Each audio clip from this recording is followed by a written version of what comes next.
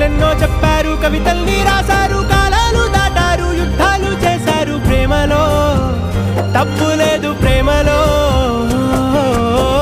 వేల వేల వెన్నెలంత నీదవాలి వెలుగునంత మోయమంటే నేను ఎంత రే.